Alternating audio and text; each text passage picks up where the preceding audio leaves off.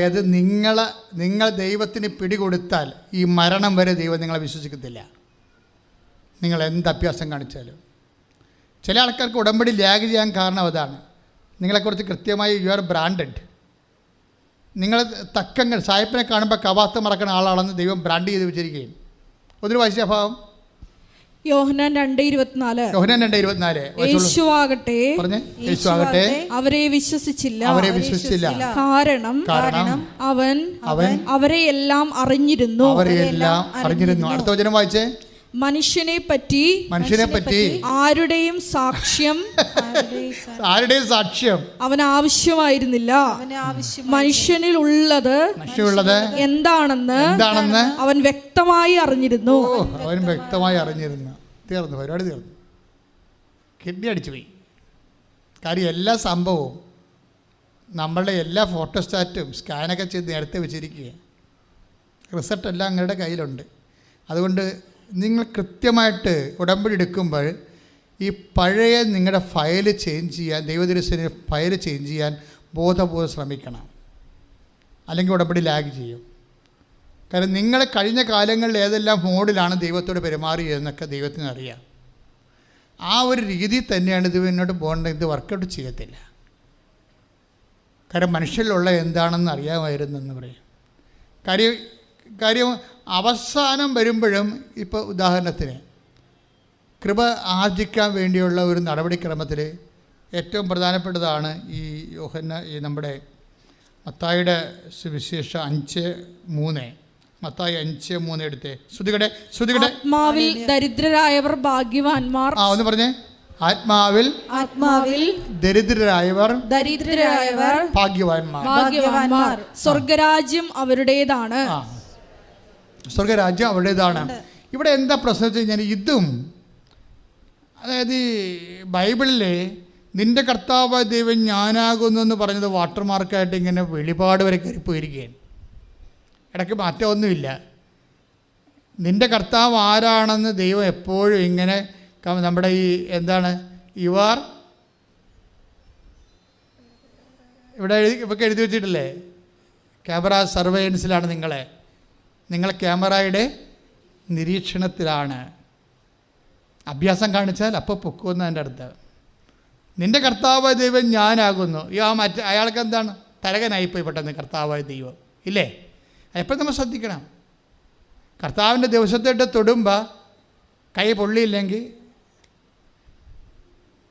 അതിൻ്റെ അർത്ഥം നീ മരിച്ചു എന്നാണ്.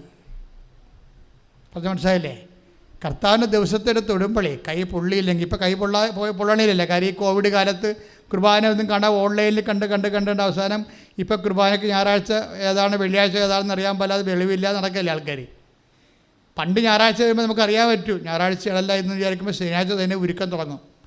ഇന്നിപ്പോൾ ഉരുകാനുമില്ല, ഓർപ്പിക്കാനുമില്ല, ആരുമില്ല. എല്ലാ ഞായറാഴ്ചയും വെള്ളിക്ക് തിങ്കളാഴ്ച എല്ലാം ഒരുപോലെയാണ്. പക്ഷേ ദൈവവചനത്തിന് മാറ്റമില്ല. എന്താ കർത്താവ്? ആത്മാവിൽ ദാരിദ്ര്യമുള്ളവർ. അതിൻ്റെ അർത്ഥം എന്താ?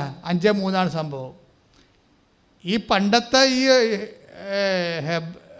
പുറപ്പാടിൻ്റെ 20:3 അതായത് ഞാനില്ലാതെ മറ്റൊരു ദൈവം നിനക്ക്, ആ സാധനം തന്നെയാണ് ഇത് ഇവിടെ വർക്ക് ചെയ്തിരിക്കണത്. എന്താ പറഞ്ഞിരിക്കണത്? 5:3 ആത്മാവിൽ ദാരിദ്ര്യം എന്ന് പറയുമ്പോൾ അതിൻ്റെ അർത്ഥം എന്താണ്? ശരീരത്തിൻ്റെ ദാരിദ്ര്യം എന്ന് പറഞ്ഞാൽ എന്താണ്? സമ്പത്തല്ലേ? പൊന്ന് പണം ഒക്കെ അല്ലേ ശരീരത്തിൻ്റെ സമ്പത്തെന്ന് പറയണത്. ആ പൊന്നും പണവും നമ്മുടെ ഇല്ലെങ്കിൽ നമ്മൾ ദാരിദ്ര്യം പിടിച്ച ആൾക്കാരായി മാറും.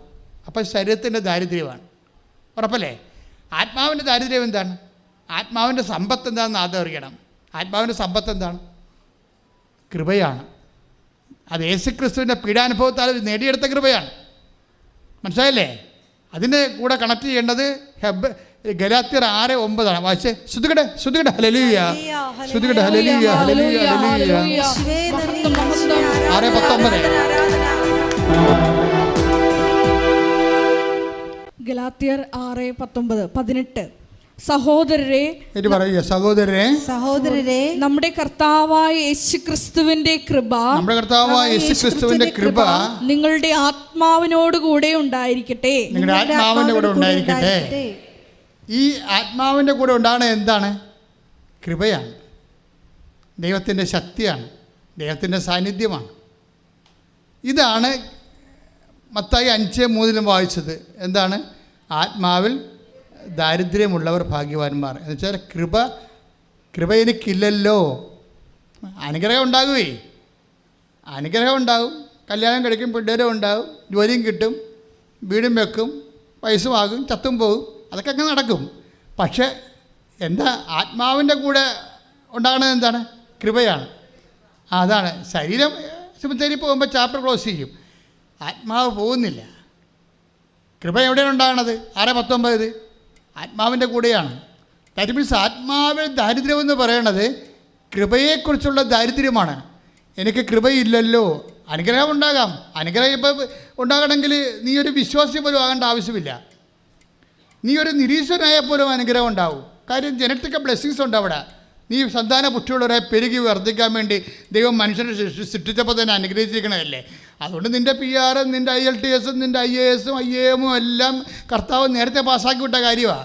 നീ ഒന്ന് ഹാർഡ് വർക്ക് ചെയ്യണമെന്നേ ഉള്ളൂ. അതിനാരും കെട്ടിയെടുത്ത് വിശ്വാസിയാകേണ്ട ഒരു കാര്യമില്ല. ഏതാ വിശ്വസിക്കും അതൊക്കെ എല്ലാം കിട്ടും. But the matter of grace, that's a different thing. കാരണം എന്താ? It's the fruit of his passion. അത് അവൻ്റെ പാഷൻ്റെ ഫ്രൂട്ടാണ്. നമ്മൾ കൃപയെക്കുറിച്ച് ചിന്തിക്കുമ്പോൾ കൃപ നേടിയെടുക്കാൻ വേണ്ടി അവൻ രക്തത്തെക്കുറിച്ച് നമ്മൾ ചിന്തിക്കുന്നു, അവൻ്റെ കമ്മിറ്റ്മെൻറ്റ് ചിന്തിക്കുന്നു, അവനെക്കുറിച്ച് നമ്മൾ ആലോചിക്കുകയും അവന് വേണ്ടി നമ്മൾ ജീവിക്കുകയും ചെയ്യുന്നു. ശ്രുതികടേ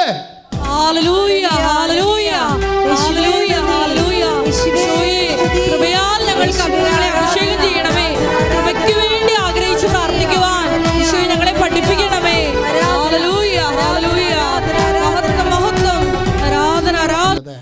ആ കൃപ അഭിഷേകമുള്ളത് കൊണ്ടാണ് നെവിൻ ജോസഫിനെ പരീക്ഷ തോറ്റിട്ടും അയാൾക്ക് ഫീൽ ചെയ്യാഞ്ഞത്. അയാൾ അഗ്നിയിലൂടെ നടക്കുകയാണ്, പക്ഷേ ദൈവത്തിൻ്റെ സാന്നിധ്യം അയാൾക്കുണ്ട്. അതുകൊണ്ടാണ് പറയണത്, ഞാൻ ഈ ശബ്ദത്തിലൂടെ നടക്കും, ഞാൻ നിൻ്റെ കൂടെ ഉണ്ടായിരിക്കും. അപ്പോൾ ദൈവസാന്നിധ്യം പ്രസൻസ് ഓഫ് ഗോഡാണ്. ഈ പ്രസൻസ് ഓഫ് ഗോഡാണ് ശരിക്കും പറഞ്ഞാൽ ഉടമ്പടിയുടെ അൾട്ടിമേറ്റ് എയിം.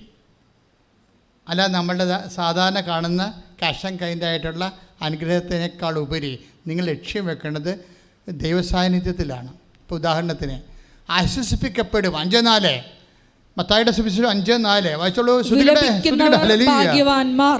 കരയുന്നവർ ഭാഗ്യവാന്മാർ. പറഞ്ഞേ, കരയുന്നവർ ഭാഗ്യവാന്മാർ. എന്നിട്ട് പറഞ്ഞേ, കരയുന്നവർ ഭാഗ്യവാന്മാർ. കരയുന്നവർ ഭാഗ്യവാന്മാർ. അവർക്ക് എന്താ സംഭവിക്കണം ചോദിച്ചേ? അവർ ആശ്വസിപ്പിക്കപ്പെടും. അവർ ആശ്വസിപ്പിക്കപ്പെടും. മനസ്സിലായില്ലേ? കരയുന്നവർ ഭാഗ്യവാന്മാർ. അതെന്തുകൊണ്ടും കരച്ചിലുണ്ടാകാം അല്ലേ? എന്തുകൊണ്ടും കരച്ചിലുണ്ടാകാം. കഴിഞ്ഞ ദിവസം ഒരു സാക്ഷ്യം ഉണ്ടെന്ന് വെച്ച് കഴിഞ്ഞാൽ ഒരു കുഞ്ഞാണ്, 6 വയസ്സുള്ള കൊച്ചാണ്. അവളുടെ അപ്പനും US-ലാണ്. അമ്മയാണ് അവളെ വളർത്തുന്നത്.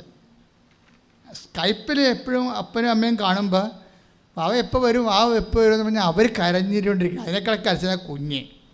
കാര്യം അവർക്ക് കൊച്ചിൻ്റെ അപ്പൻ്റെ അമ്മയുടെ അടുത്തും പോകാൻ പറ്റണില്ല. അപ്പം എൻ്റെ ബാല്യം ഭയങ്കരമായിട്ട് രീതിയിൽ സഫർ ചെയ്യുന്നത് പീഡിത ബാല്യമാണ്. അപ്പോൾ നമുക്ക് കണ്ട വിഷമം തോന്നും. അപ്പോൾ അമ്മാമ്മയ്ക്കും അറിയാം ഇത്. അപ്പോൾ അമ്മാമ്മ പറയുന്നു, നമുക്ക് കൃപാസനത്തിൽ പോയി അമ്മയോട് പറയാം, കുഞ്ഞിന് വിസ കിട്ടാൻ, ഈ US വിസ കിട്ടാൻ വലിയ പാടാണ്. ഇവിടെ ഡെലിവറി ചെയ്താണ്. അവിടെ പ്രസവിച്ചാണെങ്കിൽ വലിയ പ്രശ്നമില്ല. ഇവിടെ പ്രസവിച്ചിരിക്കണ കാരണം അവർ കൊടുക്കാൻ വലിയ പാടാണ്. അവർ തന്നെ 1000 പേർക്ക് കൊടുത്ത് ലോട്ട് എടുത്തിട്ട് തന്നെ ഒരാൾക്കല്ലേ കൊടുക്കുന്നത്. ട്രംപിൻ്റെ കാലത്ത് അതും കിട്ടത്തില്ലായിരുന്നു. അപ്പം അങ്ങനെ വരുമ്പോൾ കുഞ്ഞിന് പോകാനുള്ളൊരു വാതിലടച്ച് ഇപ്പം അപ്പനും അമ്മയും അവിടെയും കുഞ്ഞിവിടെയും ആകുമ്പോൾ എന്തു ചെയ്യും? ഇവിടെ പരീക്ഷയ്ക്ക് പഠനത്തിൽ ചേർക്കാനും പറ്റണില്ല. അത് കിട്ടുമെന്ന് പറഞ്ഞുകൊണ്ടിരിക്കുകയാണ്. ഇവിടെ ചേർക്കാനും പറ്റുന്നില്ല, അവിടെ പോയി പഠിക്കാനും പറ്റണില്ല. ആകെപ്പാടെ കുഞ്ഞിൻ്റെ ജീവിതത്തിൽ ഇരുട്ട് കയറിയിരിക്കുകയാണ്. കുഞ്ഞിനെ അപ്പനെയും അമ്മയും കണ്ടിട്ട് അവിടെ ഒരു ക്രിസ്മസിനായാലും ഈസ്റ്ററിനായാലും കുഞ്ഞിന് സന്തോഷമില്ല. അപ്പോൾ അതുകൊണ്ട് അവർക്കും അതുപോലെ ഫീൽ ചെയ്യുന്നുണ്ട്. പക്ഷേ കിട്ടേണ്ടത് നമ്മുടെ കയ്യിലുള്ള അല്ലല്ല, അമേരിക്കൻ ഡിപ്പാർട്ട്മെൻ്റ് അല്ലേ കുഞ്ഞിന് വിസ കൊടുക്കേണ്ടത്. അവർ കൊടുക്കണില്ല. 1.5 കൊല്ലമായി. അപ്പോൾ അമ്മ ഉടമ്പടി എടുത്തിട്ട് പക്ഷെ അവർക്ക് നല്ല ബോധമുണ്ട്. അമ്മമ്മ എന്ന് പറഞ്ഞാൽ പ്രായമൊന്നുമില്ല, അവർക്ക് 56 വയസ്സേ ഉള്ളൂ. അപ്പോൾ അവർ കുഞ്ഞിന് പറഞ്ഞു, ബാവേ നീ തന്നെ എല്ലാ വീട്ടിലും കൊണ്ട് കൃപാസനം പത്രം കൊടുക്കാൻ പറഞ്ഞു. അവർക്ക് വേറെ മാർഗമൊന്നുമില്ല. അതാണ് വിഷയം. അമ്മമ്മ കുഞ്ഞിനെ നിർദ്ദേശിക്കണം. ആ സാക്ഷ്യം കിടപ്പണം, നല്ല സാക്ഷ്യമാണ്. വാവ തന്നെ ഇത് എല്ലാ വീട്ടിലും കൊണ്ടു നടന്ന് കൃപാസനം പത്രം കൊടുത്തിട്ട് അമ്മയോട് പറയണം, അമ്മേ എനിക്ക് എൻ്റെ അമ്മയുടെ അടുത്ത് പോകാനുള്ള വഴി കാണിച്ചു തരാൻ പറഞ്ഞു. പക്ഷെ നമ്മൾ കണ്ണ് നിറഞ്ഞു പോകും. കാര്യം 1.5 കൊല്ലമായി ഈ വിഷയം സഫർ ചെയ്യണത്. പക്ഷേ ഈ പറഞ്ഞ പോലെ കൃപാസനം പത്രം 10ാമത്തെ വീട്ടിൽ കൊടുത്തായിട്ട് ഓർമ്മയുണ്ട്. അപ്പം തന്നെ മൊബൈലിൽ മെസ്സേജ് വന്നു, യു ആർ ബിസൈൻ പ്രോസസ് എന്നും പറഞ്ഞ്.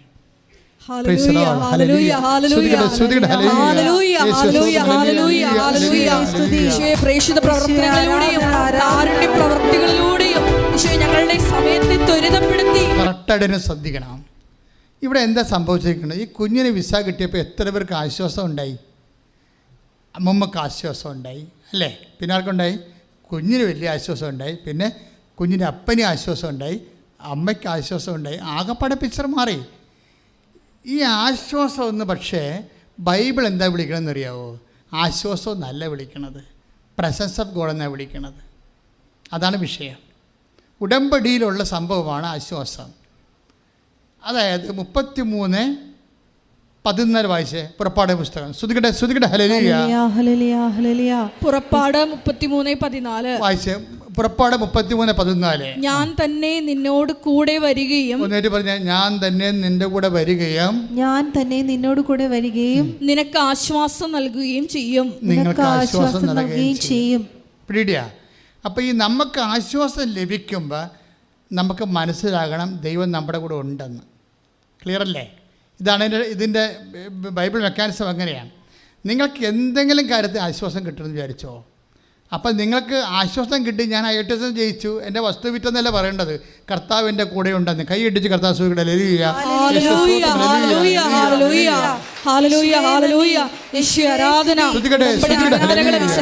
പാലിക്കുന്നതിലൂടെ ഞങ്ങളുടെ കൂടെ സഞ്ചരിക്കുന്ന, ഞങ്ങളുടെ കൂടെ വരുന്ന അവിടുത്തെ സാന്നിധ്യത്തിന് നന്ദി പറയുന്നു.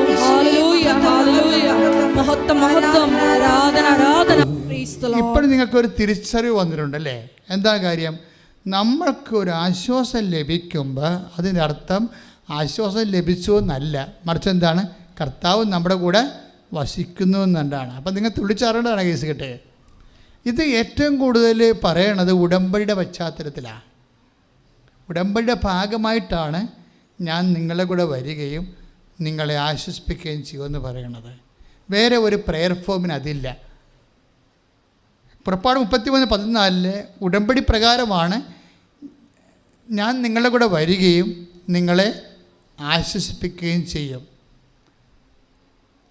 അതിന് ഈ 5-4 കൂട്ടി വായിക്കണം, നല്ലതാണ്. മത്തായി 5:4 വായിച്ചവനെ ശ്രുതികട്ടെ.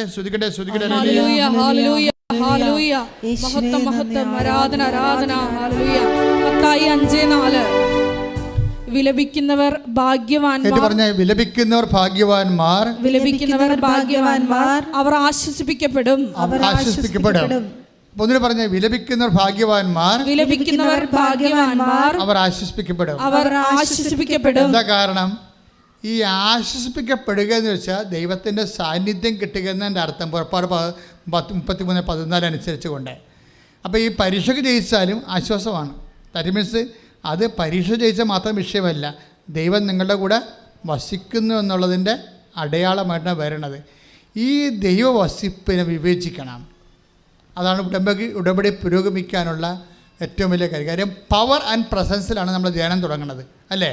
ദൈവത്തിന് നമുക്ക് ലഭിക്കുന്നത് പവറാണ്, പിന്നെ എന്താണ്? പ്രസൻസാണ്.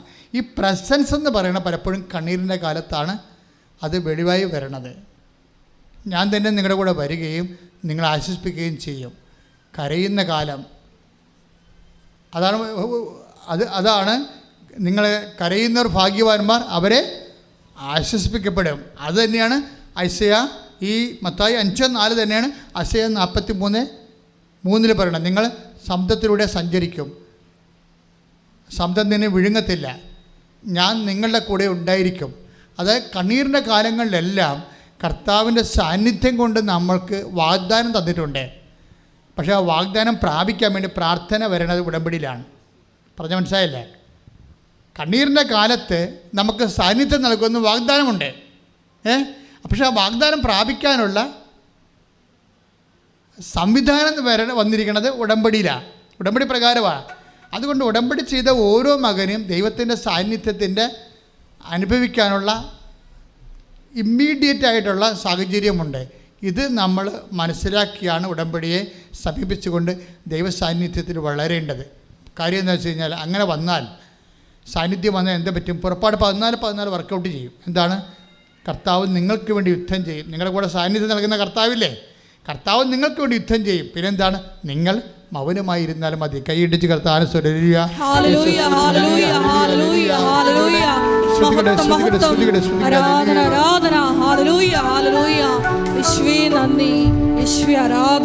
കർത്താവിൻ്റെ ചൈതന്യം തളം കെട്ടി നിൽക്കുന്ന ദൈവസാന്നിധ്യത്തിൻ്റെ കുദാശ അനുകരണമായ മരിയൻ ഉടമ്പടിയിലാണ് നമ്മൾ ദൈവമായിട്ട് ബന്ധം സ്ഥാപിച്ചിരിക്കുന്നത്. അതിൻ്റെ മെയിൻ്റനൻസിനെ കുറിച്ചാണ് ഈ സമയം മുഴുവനും കർത്താവ് നമ്മോട് സംസാരിച്ചത്. അച്ഛൻ പ്രാർത്ഥിച്ചുകൊണ്ടേയിരിക്കും, മക്കളെ സ്തുതിച്ചുകൊണ്ടേയിരിക്കണം. കർത്താവ് എനിക്ക് കാണിച്ചു തരുന്ന കർത്താവ് സുഖപ്പെടുത്തുമെന്ന് ഉദ്ദേശിക്കുന്ന രോഗങ്ങളെ കാണിച്ചു തരുന്നതനുസരിച്ച് കൊണ്ട് അച്ഛൻ പ്രാർത്ഥിച്ചുകൊണ്ടിരിക്കും. നിങ്ങൾ സ്തുതിച്ചുകൊണ്ടിരിക്കണം. കർത്താവിൻ്റെ അടിപ്പണ്ട പോലെ വൈദാഖലം പോലെ ദൈവികമായ ശക്തി നിങ്ങൾക്ക് ആവശ്യിക്കുന്ന സമയമാണ്. ശ്രുതികടെ കർത്താവെ, നിൻ്റെ ഉന്നതമായ നാമത്തിന് സ്വസ്ത്രം ചെയ്യുന്ന കർത്താവെ, പേശികൾ ദ്രവിക്കുന്നവരെ സംബന്ധിച്ച് പ്രാർത്ഥിക്കുന്നു. കർത്താവെ, വവ്വാലിൻ്റെ ചിറക് പോലെ കർത്താവെ ചില പേശികളെ കാണിക്കുന്നുണ്ട്. പേശികൾക്കെല്ലാം കർത്താവ് ക്ഷയം സംഭവിച്ചത്, പേശിക്ഷയങ്ങൾ സംഭവിച്ചത് കർത്താവ് ഇപ്പോഴും സുഖപ്പെടുത്തിക്കൊണ്ടിരിക്കുന്നു. It's a great miracle. പേശികളെ കർത്താവ് ക്ഷയം സംഭവിച്ചവരെ, അസ്ഥികളെ ദ്രവിച്ചിരിക്കുന്ന അസ്ഥി ശോഷണമുള്ളവരെ, അതുപോലെ നടക്കാനോ കൈ ഉയർത്താനോ പറ്റാത്തവരെ കർത്താവ് സ്പർശിച്ചു കൊണ്ടിരിക്കുന്നു. ശ്രുതിക്കട്ടെ, എല്ലാവരും ശ്രുതിക്കട്ടെ. കർത്താവ് നിന്റെ തിരുമുറുപാർന്ന വലത് കരം കർത്താവ് ഓരോ മകൻ്റെ മേലും മകളുടെ മേലും വെക്കണമെന്ന് പ്രാർത്ഥിക്കുന്ന കർത്താവ്, നിന്റെ തിരുമുറുപാർന്ന വലത് കരം കർത്താവ് ഉള്ളംകാലം മുതൽ ഉച്ചവരെ കർത്താവ് ക്യാൻസർ രോഗികളെ സംബന്ധിച്ച് പ്രാർത്ഥിക്കുന്ന, ശരീരത്തിൻ്റെ ആന്തരിക അവയവങ്ങളിലും പുറത്തും രോഗമുള്ളവരെ സമർപ്പിച്ച് പ്രാർത്ഥിക്കുന്നു. ഇപ്പോൾ ഓൺലൈനിൽ പ്രാർത്ഥിക്കുന്നവരെ സമർപ്പിച്ച് പ്രാർത്ഥിക്കുന്നു. ഇപ്പോൾ ഇവിടെ ആയിരിക്കും എന്ന രോഗി വീട്ടിലായിരിക്കുകയും ചെയ്യുന്ന രോഗികളെ, കിടപ്പ് രോഗികളെ, നടപ്പ് രോഗികളെ സമർപ്പിച്ച് പ്രാർത്ഥിക്കുന്നു. കർത്താവെ, പിതാവിൻ്റെയും പുത്രൻ്റെയും പരിശുദ്ധാത്മാവിൻ്റെ നാമത്തിൽ മസ്തിഷ്കത്തിൽ കർത്താവിൻ്റെ രക്തം നിറയട്ടെ, സൗഖ്യത്തിൻ്റെ രക്തം നിറയട്ടെ.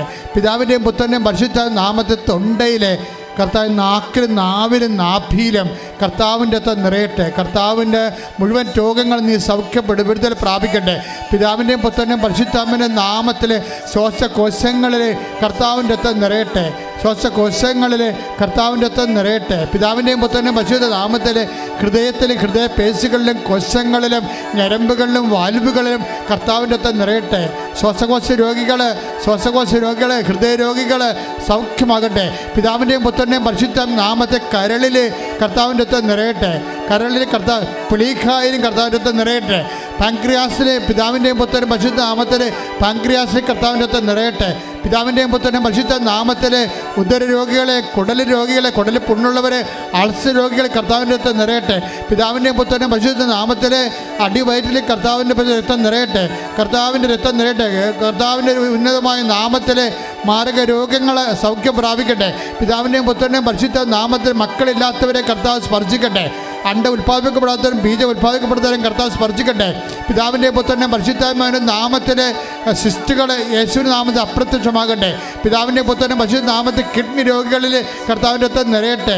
കിഡ്നി ചുരുക്കമുള്ളവരെ, കിഡ്നി ചുരുങ്ങിപ്പോകുന്നവരെ കർത്താവിൻ്റെ രക്തം നിറയട്ടെ. പിതാവിൻ്റെയും പുത്രൻ്റെയും പരിശുദ്ധ നാമത്തിൽ കിഡ്നി കല്ലുള്ളവരെ കർത്താവിൻ്റെ രക്തം അരിഞ്ഞു പോകട്ടെ. പിതാവിൻ്റെയും പുത്രൻ്റെയും പരിശുദ്ധ നാമത്തിൽ നടുവേദന ഉള്ളവരെ, നട്ടലിന് വേദന ഉള്ളവരെ പിതാവിൻ്റെയും പുത്രൻ്റെയും പരിശുദ്ധ നാമത്തിൽ സൗഖ്യം പ്രാപിക്കട്ടെ. മൂത്രം അറിയാതെ പോകുന്നവരെ, മനമറിയാതെ പോകുന്നവരെ, രക്തമറിയാതെ പോകുന്നവർ, ചെയ്യുന്ന വഴുപ്പ് വരുന്നവരെ, മൂക്കിടുന്ന സ്രാവങ്ങൾ വരുന്നവരെ, എല്ലാ സ്രാവ രോഗികളും പിതാവിൻ്റെയും പുത്രൻ്റെയും പരിശുദ്ധ നാമത്തിൽ സൗഖ്യം പ്രാപിക്കട്ടെ. അതിശക്തമായി ശ്രദ്ധിക്കട്ടെ, ഇടിമിന്നൽ പോലെ ശ്രദ്ധിക്കട്ടെ. പിതാവിൻ്റെയും പുത്രൻ്റെയും പരിശുദ്ധ നാമത്തിൽ അസ്ഥി രോഗികളെ, പേശി രോഗികളെ, കാലിന് വാദമുള്ളവരെ, നടക്കാൻ പറ്റാത്തവരെ, കാലിന് നീരിറങ്ങി വരുന്നവരെ, യേശുവിൻ്റെ നാമത്തിൽ സൗഖ്യമാകട്ടെ. മുടി കൊഴിഞ്ഞു പോകുന്നവരെ, ചിരങ്ങ് രോഗികൾ, ചൊറി രോഗികൾ, സോറിയാസിസ് രോഗികൾ, പിതാവിൻ്റെ പുത്രൻ്റെ പരിശുദ്ധ നാമത്തിൽ മാരക രോഗങ്ങൾ, തിരവേദികൾ യേശു നാമത്തിൽ സൗഖ്യമാകട്ടെ. സ്തുതിക്കട്ടെ.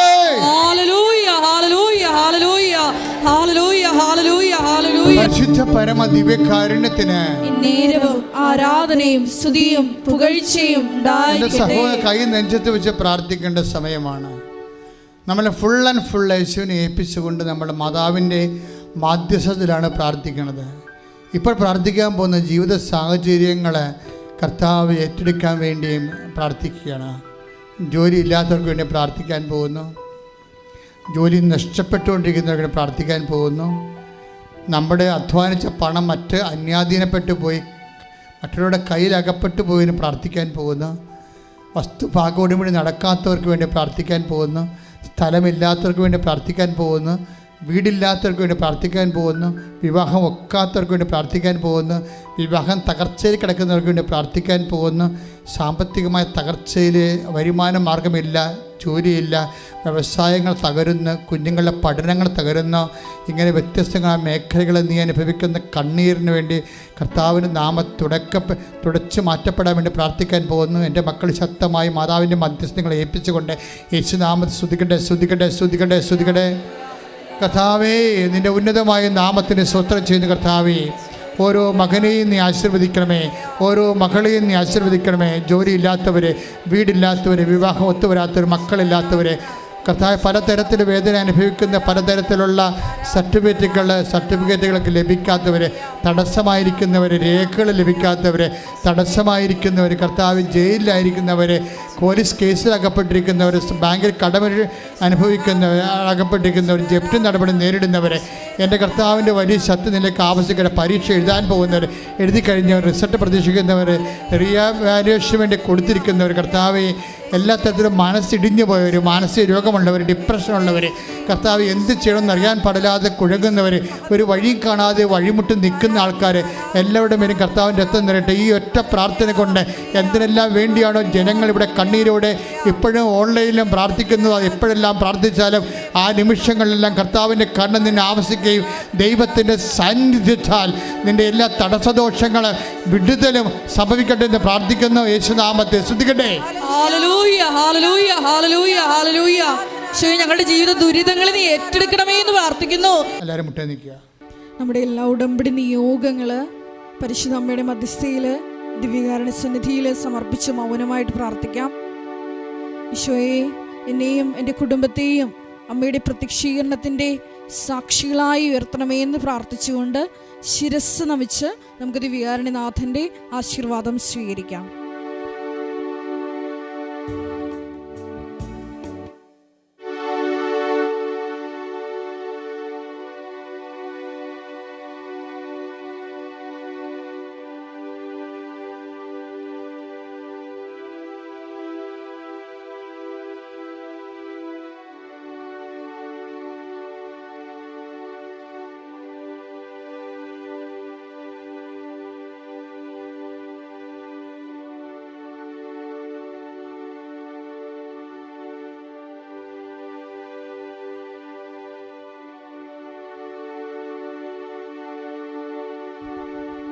പരിശുദ്ധ പരമ ദിവ്യകാരുണ്യത്തിന്